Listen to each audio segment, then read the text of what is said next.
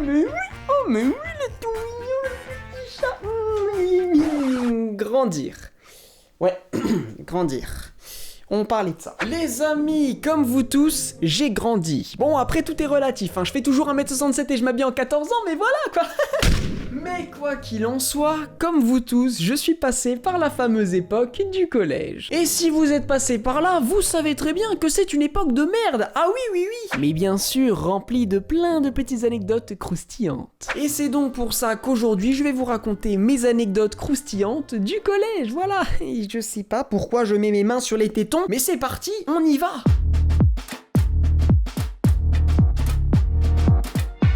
Je me suis donc noté une petite dizaine d'anecdotes à vous raconter qui sont plus ou moins longues, plus ou moins drôles, avec une chute, sans chute, bref, plein de trucs et je suis sûr que vous allez kiffer. Donc je suis sûr que tu vas mettre le petit pouce bleu, voilà, il est là, tu vas le chatouiller, tu fais clac, clac, clac, clac, clac dessus et tu vas t'abonner à mon compte Instagram, c'est pas difficile, il est là, tu vas t'abonner, c'est tout, voilà.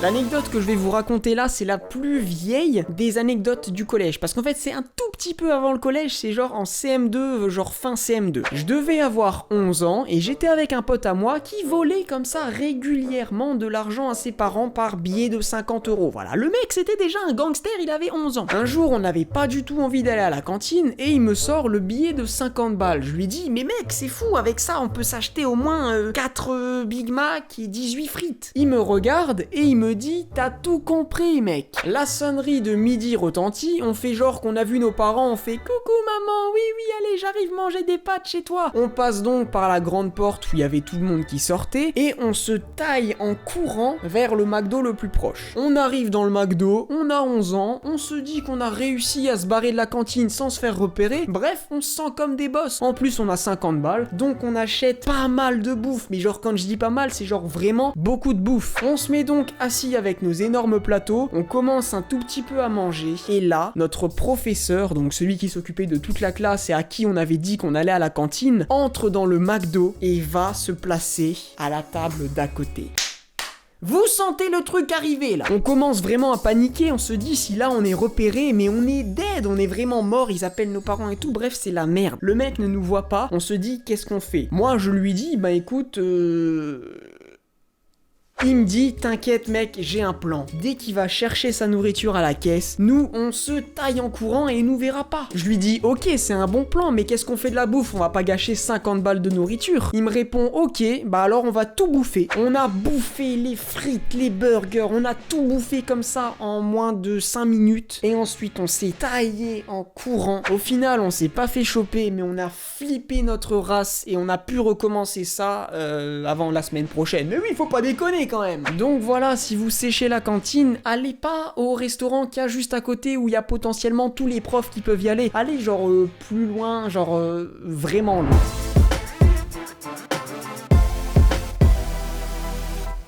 L'anecdote là que je vais vous raconter est très très courte et elle ne me concerne pas directement, mais je la trouve vachement drôle donc j'ai envie de vous la raconter. En gros, on venait d'entrer en 6ème avec mon meilleur pote et on était dans la cour de récré. Alors qu'est-ce que mon pote décide de faire? Il décide de cracher par terre, mais pas d'une manière comme les jeunes pourraient faire, genre comme ça. Non, pas du tout. Il met sa tête en arrière comme ça et il crache pour que le crachat il fasse ça et qu'il retombe derrière lui. Déjà, tu sens que le niveau de débilité était quand même assez élevé. Il se met donc en position, il crache et il est super content de lui parce que le crachat il part bien en arrière. Jusqu'ici, tout va bien. Mais ce qui va arriver est totalement improbable. La cour de récré était très très petite, ce qui fait que tout le monde était collé les uns aux autres. Le crachat tombe en plein dans la gueule d'un troisième. Et là, il savait qu'il était mort. Mon pote se retourne, il voit le gars avec le crachat sur lui et il lui dit « Excuse-moi, je suis désolé » avec sa voix totalement pétée. Et là, pas besoin de te faire un tableau, le troisième l'a pris, l'a retourné, l'a fait tourner, l'a mis par terre et voilà. Y a pas plus à dire, il l'a éclaté. Donc voilà, anecdote assez rapide, mais j'avais envie de vous la raconter parce que je trouvais ça quand même vachement drôle.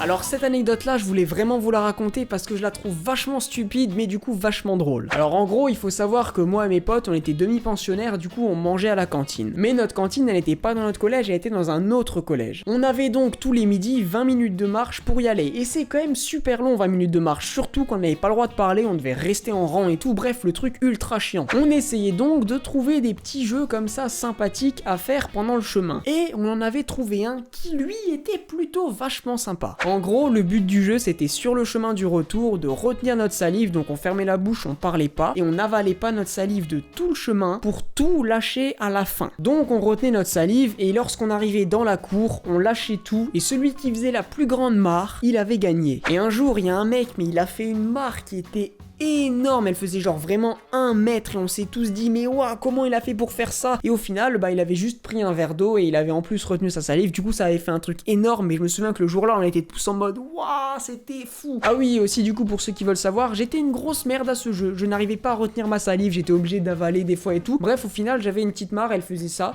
et tout le monde rigolait. Voilà. Donc au final c'était un jeu absolument débile et dégueulasse qu'on ne pourrait absolument plus refaire en cette période de coronavirus, mais je trouvais ça quand même vachement drôle à raconter, donc c'est pour ça que je voulais raconter. Voilà, donc on passe à l'anecdote suivante.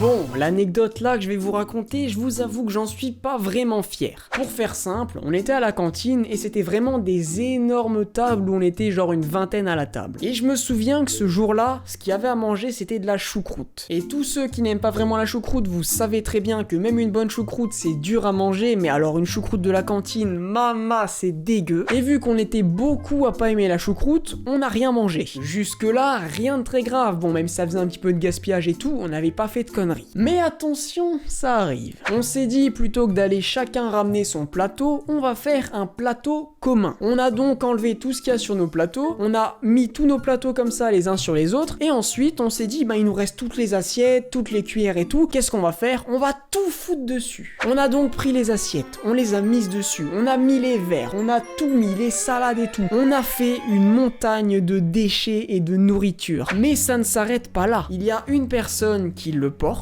et qui va l'emmener et le donner aux personnes qui font la vaisselle et tout. Et là, quand il arrive devant, il se fait éclater. Il y a les femmes de ménage qui commencent à gueuler, il y a les pions qui se ramènent, et là, c'est le début de la merde. Il y a un des pions qui prend en photo le plateau, et ensuite, il vient à notre table, et il demande qui a fait ça. Question qui n'est pas très intelligente, sachant que personne à la table n'avait de plateau, et qu'il restait plus rien sur la table. Donc c'était logique que c'était nous qui avions tout fait. Du coup, ils nous ont pris, nous 3 ou 4 avec nos potes, ils ont appelé nos parents, ils ont été voir la direction et tout, on s'est pris 1 heure de colle. Je sais que c'est rien par rapport à la merde qu'on avait fait, mais on s'est tellement fait engueuler, et ensuite l'heure de colle c'était la première heure de colle de toute ma vie, du coup j'étais vraiment pas bien. Je suis allé en heure de colle, tous mes autres potes, bah ils foutaient le bordel, ils faisaient rien, et moi j'étais le seul à faire sérieusement l'exercice qu'ils nous avaient donné. J'ai fait une rédaction comme ça de 1 ou 2 pages où fallait expliquer pourquoi c'est pas bien ce que j'ai fait et tout, bref tu connais les heures de colle. Et donc voilà, je suis ressorti de mon heure de colle, j'avais bien bossé, je me sentais un petit peu mieux, et depuis je n'ai plus jamais re-eu d'heure de colle. C'était la seule heure de colle de toute ma vie. Voilà donc pour l'anecdote dont je suis le moins fier.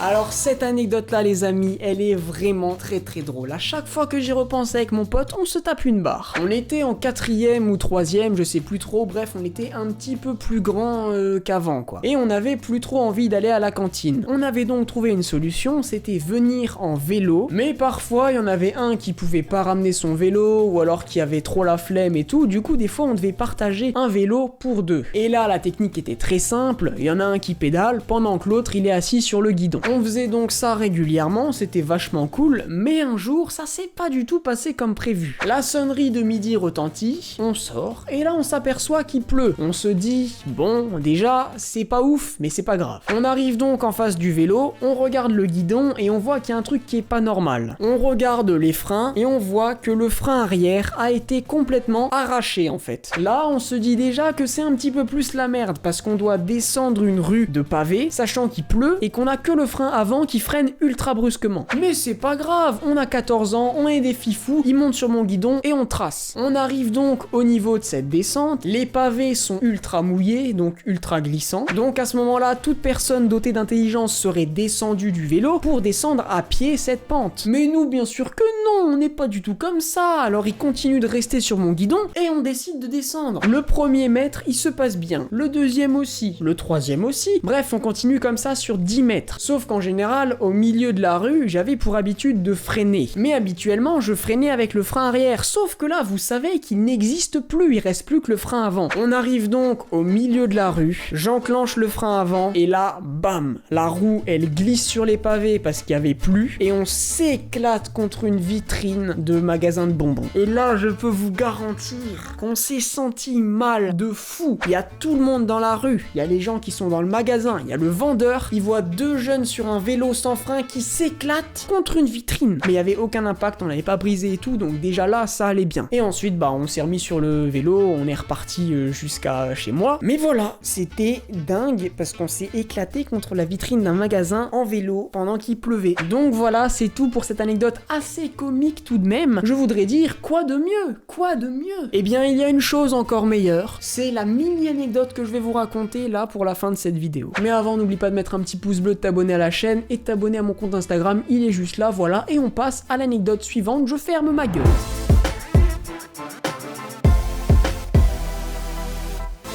Pour cette dernière anecdote, c'est quelque chose qui s'est passé, mais genre vraiment fin troisième, tu vois, genre juste avant le brevet. J'avais une copine qui était plus âgée que moi, qui devait être au lycée, et qui avait déjà fait l'amour, baisé, ken, niqué, bref, tu dis comme tu veux, t'as compris le délire. Mais moi, j'avais pas fait ça encore, j'étais tout frais. Mais malgré ça, j'avais quand même très envie. Et elle aussi d'ailleurs. J'ai dû très vite choisir sur quoi j'allais mettre la priorité, et j'ai donc fait un choix.